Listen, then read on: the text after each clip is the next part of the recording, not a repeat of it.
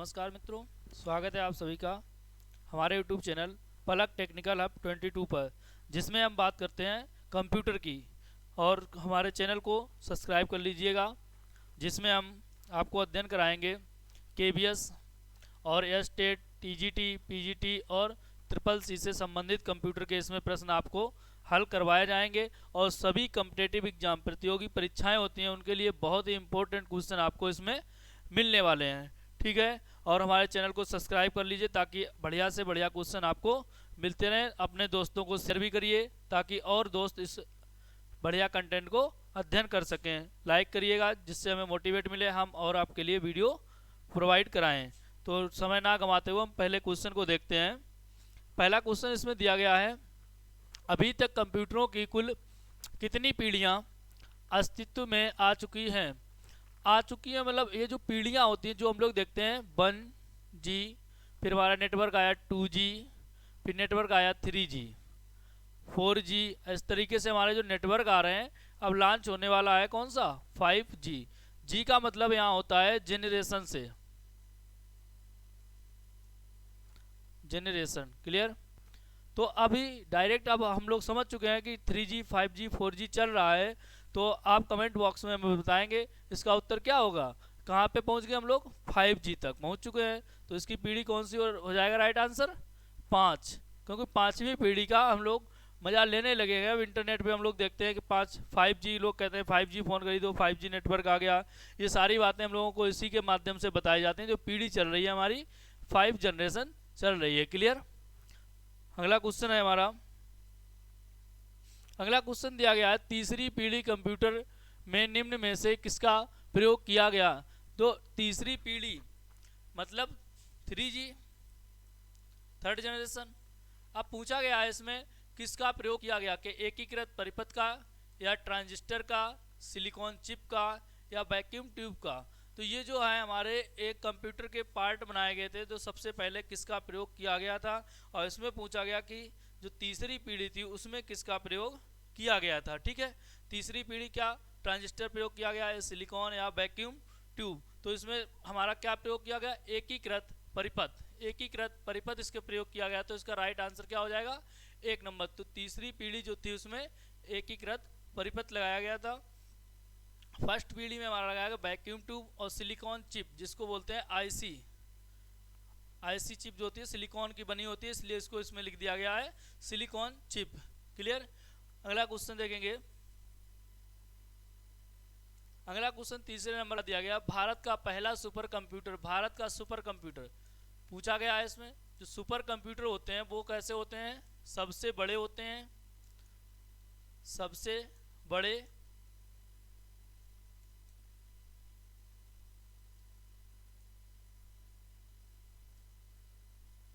और महंगे भी होते हैं। सबसे बड़े और महंगे होते हैं हमारे कौन, सुपर कंप्यूटर। क्लियर। तो इसमें अगर पूछ दिया जाए कि सबसे महंगे कंप्यूटर कौन से हैं, तो हम लोग क्या उत्तर लिखेंगे, सुपर कंप्यूटर। पूछ दिया जाए सबसे बड़े कंप्यूटर, सबसे बड़े कंप्यूटर, तो उसके लिए सुपर कंप्यूटर। और सबसे तेज चलने वाले कंप्यूटर, सबसे तेज चलने वाले कंप्यूटर, तो उसके लिए हमारा क्या आंसर आ जाएगा, सुपर कंप्यूटर। तो इसमें पूछा गया भारत का पहला सुपर कंप्यूटर कौन था, क्या परम था, क्रे 1 था, या क्रे 2 था, या लैपटॉप था। तो इसका राइट आंसर हो जाएगा परम। परम हमारे भारत का पहला सुपर कंप्यूटर था, जो बहुत तेजी से काम करने वाला कंप्यूटर बनाया गया। क्लियर। तो अगला क्वेश्चन देखेंगे हम लोग। अगला क्वेश्चन दिया गया है, स्टार्ट मेनू खोलने के लिए किस कुंजी का प्रयोग किया जाता है। किस कुंजी का प्रयोग किया जाएगा, तो विंडो का किया जाएगा, या टैब का किया जाएगा, एडिट का किया जाए, कंट्रोल का किया जाए। जब भी हम कोई कंप्यूटर को स्टार्ट करते हैं तो सबसे पहले हमें क्या खुल के आता है, हमारा विंडो खुल के आता है। क्लियर। जब विंडो खुल के आता है उसी में हम लोग कोई भी वर्क करना स्टार्ट कर देते हैं। जो भी हमें वर्क करना होगा, कोई भी एप्लीकेशन खोलना होता है। क्लियर। तो ये सारे काम हम लोग कब करते हैं, जब हमारे सामने विंडो स्टार्ट हो जाती है। तो इसका राइट आंसर क्या हो जाएगा, फर्स्ट नंबर, क्योंकि विंडो ही स्टार्ट होगी, इसके बाद हम लोग जो भी काम या जो भी टाइपिंग, जो भी मैटर लिखना चाह रहे हैं, वो सब काम हमें करने को अनुमति मिलेगी। अगला क्वेश्चन दिया गया 5 नंबर, निम्न में कौन सा स्कैनर का प्रकार है? स्कैनर क्या होता है? जो स्कैनर होता है वो किसी भी हार्ड कॉपी को ई कॉपी में बनाता है, ई कॉपी बनाता है। क्लियर? ई कॉपी का मतलब समझ रहे हैं आप लोग? Electronic copy, electronic copy, electronic copy जिसे हम टच नहीं कर सकते हैं, जिसे हम टच नहीं कर सकते। जैसे हम लोग पीडीएफ देखते हैं, जो पीडीएफ देखते हैं वो सब हमारी क्या होती हैं? इलेक्ट्रॉनिक कॉपी होती हैं। तो इसमें पूछा गया स्कैनर का प्रकार है क्या? हैंड एंड स्कैनर है, फ्लैट वेट स्कैनर है, ड्रम स्कैनर है, या ये सभी? तो इसमें आप बताइएगा कि कौन सा स्कैनर का प्रकार है। तो इसका राइट आंसर क्या हो जाएगा? कमेंट बॉक्स में बताएं तुरंत। इसका राइट आंसर हो जाएगा ये सभी, क्योंकि सबके आगे क्या लिखा हुआ है? स्कैनर लिखा हुआ है। तो ये तीनों क्या है हमारे? स्कैनर। तो इसका राइट आंसर 4 नंबर का हो जाएगा ये सभी। क्लियर? तो स्कैनर अगर आप पूछा जाए तो ये क्या है? एक इनपुट डिवाइस भी है। स्कैनर क्या है? Input device. क्लियर? पूछ दिया जाता है क्वेश्चन कि स्कैनर कैसी डिवाइस है, तो स्कैनर हमारी क्या है? एक इनपुट डिवाइस है। क्लियर? अगला क्वेश्चन दिया गया है, वाईफाई का पूरा नाम क्या है? सभी लोग जानते हैं वाईफाई, जब डाटा खत्म हो जाता है तो बोलते हैं वाईफाई कनेक्ट करवा लो। तो पूछा गया है इसमें वाईफाई का पूरा नाम क्या है?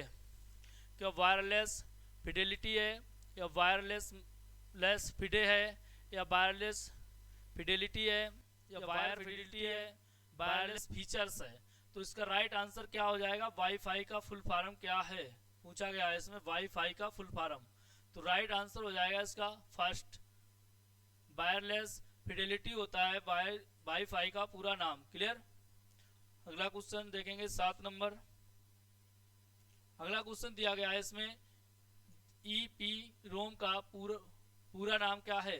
अब देखते हैं हम सबसे पहले रोम क्या होता है। जो रोम होती है वो हमारी परमानेंट मेमोरी होती है, परमानेंट मेमोरी होती है। अब पूछा गया है इसमें ईपी रोम का फुल फॉर्म क्या होता है? रोम के 3 प्रकार होते हैं हमारे। पी रोम होता है, दूसरा होता है ईपी रोम। क्लियर? और तीसरा होता है डबल ईपी रोम, डबल ईपी रोम। अब इसमें पूछा गया है सेकेंड वाला, ईपी रोम का फुल फॉर्म क्या है? तो इसका ईपी रोम का फुल फॉर्म हो जाएगा erasable programmable read only memory. ये देखो यहाँ पे रोम का फुल फॉर्म हो जाता है अलग से अगर पूछ दिया जाए, रीड ओनली मेमोरी। इसके बाद इसमें अगर पी रोम पूछा जाएगा तो यहाँ से हो जाएगा प्रोग्रामेबल रीड ओनली मेमोरी।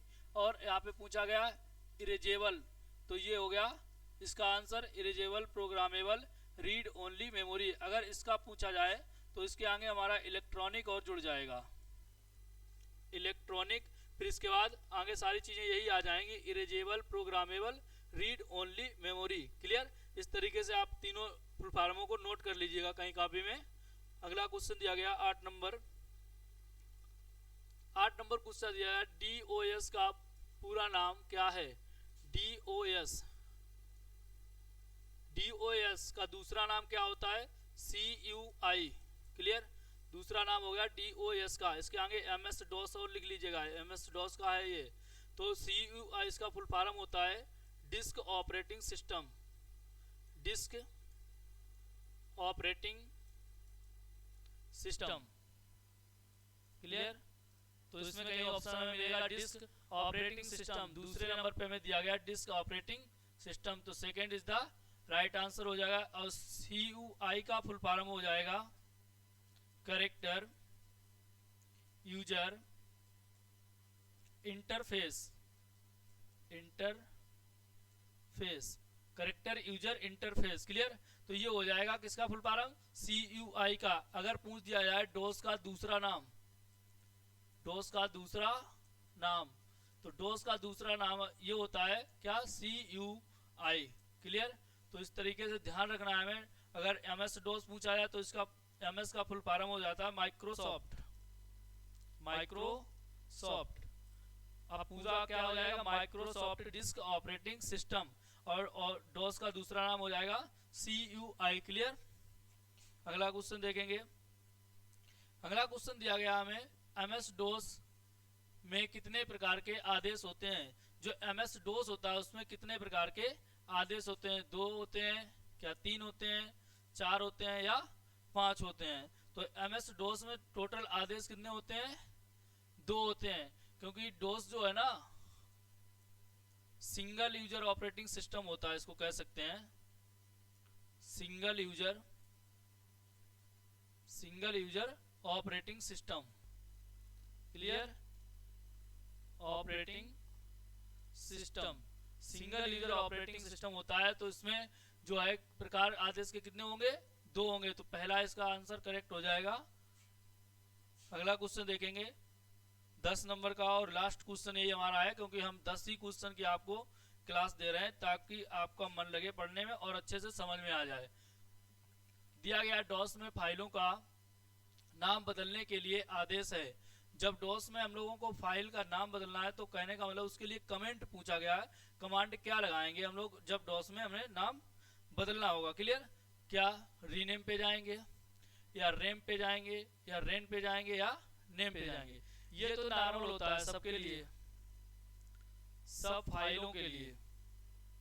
अगर हमें फाइलों का नाम चेंज करना है तो वो उसके लिए हम लोग किस पे जाएंगे, रीनेम पे। क्लियर, अब इसमें रेम कोई कमांड नहीं होता, इसका राइट आंसर हो जाएगा 3 नंबर, रेन पे जाएंगे। डॉस में अगर किसी फाइल का नाम बदलना है तो उसके लिए हम जाते हैं रेन पर। क्लियर, अब आप ध्यान दें, सभी प्रतियोगिता परीक्षाओं के लिए सबसे पहले ये हमारा क्लास था, उसमें आता है केवीएस, स्टेट, टीजीटी, पीजीटी और ट्रिपल सी वाले बिल्कुल भी इस क्लास को मिस ना करें, नहीं तो ट्रिपल सी फिर समझ जाते हो डी मिलेगी कहीं ग्रेड, कहीं ई मिलेगी। और ए भी पाने के लिए हमारे चैनल को सब्सक्राइब करें और अच्छे से उसको पढ़ें और अपने दोस्तों के साथ शेयर भी करें ताकि और भी लोग इस चीज़ को पढ़ सकें। क्लियर।